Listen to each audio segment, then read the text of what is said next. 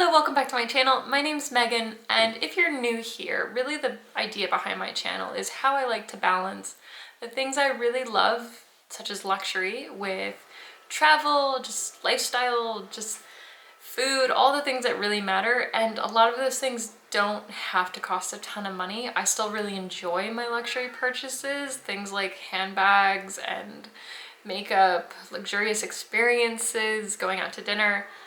But not everything needs to be like that. Not everything needs to be super luxurious. I've mentioned here before that I drive a really, really cheap car because I like to. I enjoy it. I love that car. I've had that car for over 10 years. I've put thousands of miles on it, and it not being a super fancy luxury car, it's never hindered my experience. It's never made me love it any less. So I wanted to share with you 10 items that I have where, frankly, luxury just didn't cut it. It didn't add anything that made me want to buy it, spend all that extra money on the luxury version of these goods. So to get started, my favorite inexpensive buy. Now, some of these things are not cheap, let's just get that out of the way. A lot of them are not necessarily cheap, but they are definitely nowhere close to their luxury counterpart. So to start out with, loafers. I love the Sam Edelman loafers. These are so good. They're so comfortable. I've had these pink ones for, the soles are very dirty because I wear them outside. Shocker. But they still look good. They're still totally perfect. They're not ruined at all. The soles are actually holding up really well. Yeah, they look great. This pink color might not be for everyone, but I did get them in black. Getting to that. So I've had these for about 5 years, and I have walked miles in them. I used to live in Philadelphia, Center City, and I've walked miles in them. They're very comfortable, fairly supportive, and I can't recommend them highly enough. Now, silly me, I've mentioned this in previous videos before, but I did consider the Gucci loafer because I thought, well, I love this one so much, maybe I should get the black Gucci loafer. They do look so cute on other people. They look so nice. And I have to be honest, when I tried them on in store, I just didn't feel it. I didn't feel that wow factor. I didn't love it on my foot. I don't know why. That's just the way it is. And I thought to myself, why? Why am I gonna spend hundreds of dollars on a pair of loafers when I know that these are amazing, when I know that these work out for me, I know my size. So of course I picked up the black, and I didn't even pay full price for these. They are a more expensive shoe. I think it's about like $130, but you can sometimes find discounts with the seasonal colors. You can definitely find discounts. Sometimes they'll end up at Nordstrom Rack. The black and tan ones tend to, they don't usually go on sale, but you can still sometimes find discounts, or you can save up like store credits and apply them. But this is a brilliant shoe, and I couldn't convince myself to spend Gucci money on a pair of loafers when I know that these work really well. One thing I will say, and again, I've mentioned this in previous videos, is that when you get something that when you're purchasing non-luxury items, sometimes there can be quality control issues that you don't expect to see in luxury. Obviously, we know that sometimes that happens, but the only bad thing I can say is sometimes the Sam Edelman loafers can be a little inconsistent. Some colors, certain seasons, like the leather will feel a little bit more like stiff, For example, I tried these on in white, and the leather felt totally different to anything I had tried before, to the black, to the tan. So it's just something that, just for full transparency, I guess, just because that knowledge was in my head and I wanted to share it with you. That's the only bad thing I can say, but if you find a good one, they're amazing. Up next, deviating from clothes for a little bit, lotions. Number 2 on my list where luxury just couldn't cut it is lotion. I'm not going to spend a ton of money. This is just the Eucerin skin calming cream, dry to itchy, calms and helps prevent dry, itchy skin, medium something, natural, oatmeal enriched, fragrance free, yada yada. dermatology recommended dermatological skincare. I don't know. Basically, I really like this. It doesn't have fragrance. I don't want to pay for a bunch of fancy packaging, fancy fragrance, which technically you can develop an allergic reaction to. I wear perfume. I don't need to have smelly lotions as well, and I know they're lovely, and if you enjoy it, if it's a part of that whole experience for you and that's what gets you to put on lotion, by all means. But I pretty much buy one of these a year and I get really, really dry skin. I have to constantly put on lotion, and I find that most expensive, nice smelly lotions don't actually do all that much for me. I do really like the what is it called? The bath and something?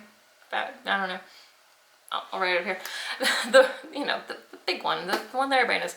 I like some of their lotions and I've used them a ton, but I just got tired of having so many different scents and lotions taking up room in my closet, where I basically just keep this next to my bed. I have to put on lotion before I go to bed because my hands get so dry. I just can't spend the money on something like that. It's just not, it doesn't work for me. I don't care enough about it. So frankly, I highly recommend ditching the fancy lotions and going with something simple. Continuing with personal care items, skincare. I used to spend so much money on fancy skincare, and I loved watching all the beauty YouTube, Instagram stuff, and I still really do. There are still a lot of personalities that I just really enjoy, so I'll watch their stuff. But I definitely used to be influenced and buy a lot of fancy skincare that wreaked havoc on my skin. I was constantly cocktailing new skincare regimes every time Sephora would have their big sale, which is coming up. Oh God, I used to spend so much money trying new skincare and just seriously screwing myself over in the process because I didn't know what was an allergic reaction. I didn't know what was the actual acne that I was dealing with at the time. It was a nightmare. So finally, I stopped watching all those things and I went to a dermatologist. I realized that I actually had it covered in my health insurance, and what they recommended was the CeraVe. I did get curious and I tried the Dr. Sturm stuff. So I was using CeraVe products for a couple years, almost exclusively, and it was nice. My skin looked decent. I really had no complaints, and to be honest, I like the Dr. Sturm. If you're familiar, it carries a hefty price tag, whereas CeraVe, you can get this for a couple bucks at any drugstore, Target, whatever. But I did get a discount on the Dr. Sturm. I was so curious, I had to try it. I was like, well, you know, I've been using just CeraVe for a couple years now, so I know how my skin behaves with this. What if I completely switch over my routine and use all Dr. Sturm products? And I didn't notice a massive shift. I did like it. I'm not gonna say I didn't. I did notice some improvement, and I really liked how streamlined the routine was. But for hundreds of dollars, I don't know. But yeah, ultimately I have to say this simple is the way to go. Hopping back over to clothes and shoes, sneakers. Sneakers are something where I do not think luxury offers all that much more. I don't think that this really gives you anything that, yeah, I don't think that hefty price tag really offers anything extra. These are just simple Cole Haan, they're under $100, white sneakers. I see so many luxury sneakers, and I know that a lot of people feel that they're worth it, but for me, it's just not there. I don't particularly wear sneakers I wear them when I'm going on my walks, and for that, I love the Allbirds. Again, a pricier shoe, but by no means like a luxury price tag shoe. I just don't think that the Gucci price tag, the Gucci sneakers, those kind of things, the Golden Goose, is that what they're called? I don't think they're worth it. That's just me, and reflective of how much money I actually have to divvy up. I can't spend luxury money on all of these categories because otherwise I couldn't buy the bags, I couldn't buy the shoes and things that I like. That's just my income, you know? And I don't think it's worth it, you know, to put it towards sneakers. So highly recommend just checking out more low price, you know, low price sneakers. The Cole Haan ones are amazing. The Allbirds are so good. I'll put some pictures up. I love them. They're lasting years. Up next has to be Luggage. I love my Samsonite Rolly suitcase. It's amazing. Before the pandemic, I would travel about once a month at least. I would sometimes have to go on like 2 to 3 business trips a month. So I have taken this suitcase everywhere. When I used to fly across, you know, out of the United States, I would often just take a backpack, like, I mean a big backpack, but just a backpack, because there's no way that I am ever paying for luxury luggage. I'm never going to get those, the Louis Vuitton, are they called keepalls? I don't know, but they're beautiful, but there's no way I am ever going to buy one. I love the Samsonite simple Rolly suitcase. It's held up for years. You can get them at places like Nordstrom Rack, TJ Maxx. You don't have to pay a ton of money, and it's so easy to get them discounted. I think I also have a Samsonite backpack that I use for work because it can carry my laptops, all my paperwork. They're just brilliant. I can't see the reason to spend a lot of money on things like that. Up next, also related to luggage, is something like my Longchamp tote. Now, in general, okay, disclaimer, I do actually consider this to be a luxury purchase because they're over $100 for a tote. I got this for about 70 bucks, and you can always get them at places like TJ Maxx. That's actually where I got my other large Longchamp tote that I use for travel, just as like a weekend carry-all. Put a picture up. I love them. They're not insanely expensive, especially when you compare them to something like just all the tote bags that you see coming out of Louis Vuitton and Chanel, things like the book tote and the like Chanel DeVille tote. They're not worth the money to me.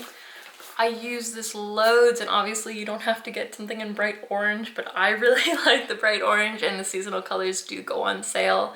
But if you just get this in a navy or black or deep plum or something, I think it's great. It's classic.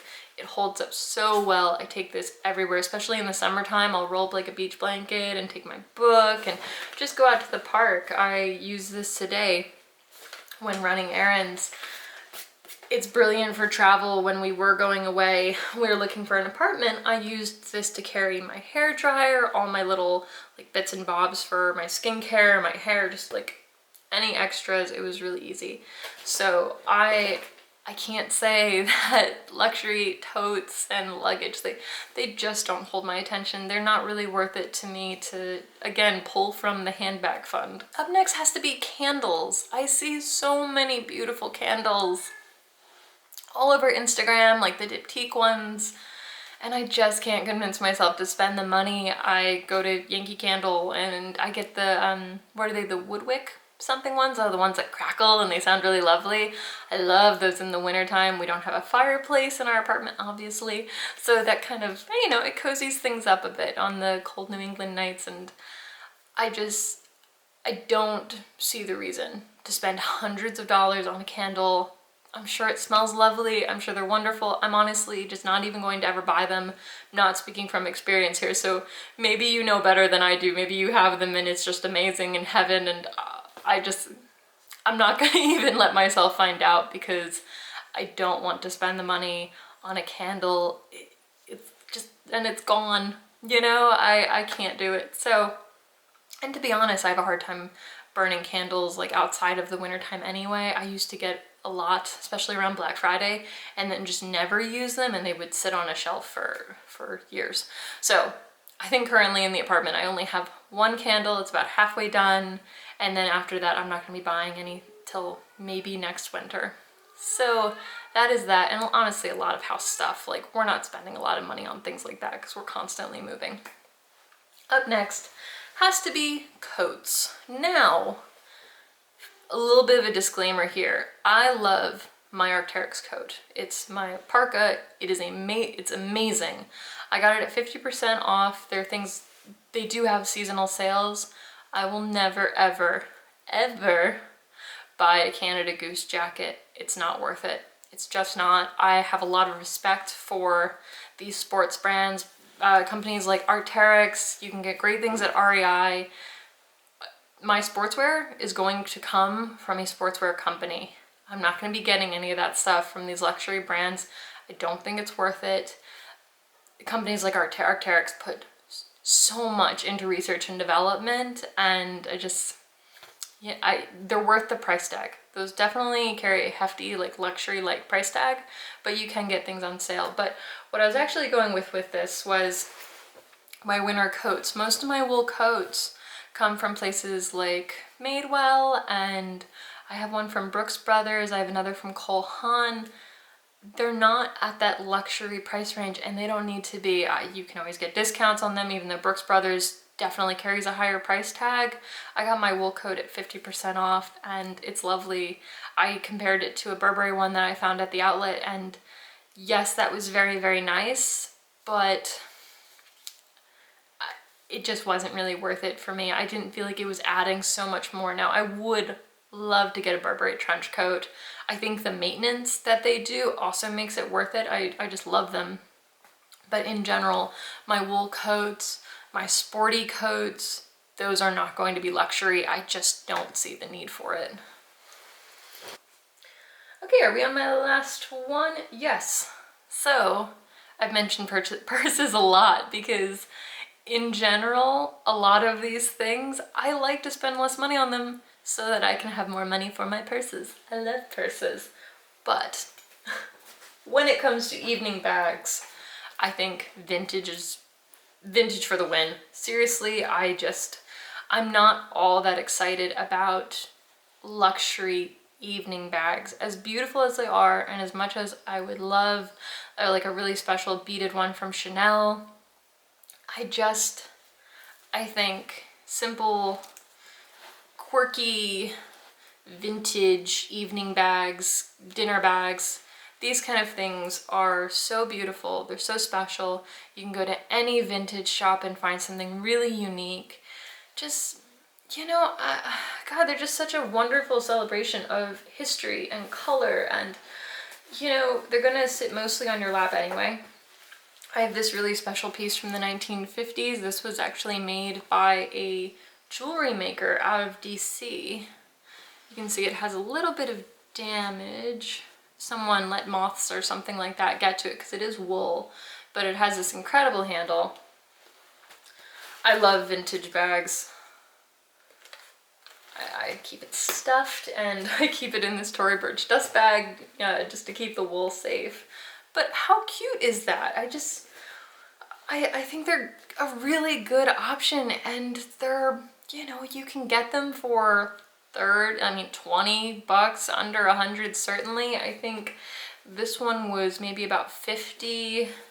This belonged to my mom. It's just a really lovely little clutch. I'm not motivated to buy a bunch of fancy evening bags. I can see myself getting one. I would like to add one to my collection. And I do use my Chanel reissue obviously when we go out to dinner. I love them, I really do. But vintage bags are amazing, and they don't carry the high price tag. You're always going to get something different to everybody else. Like, what is not to love about this?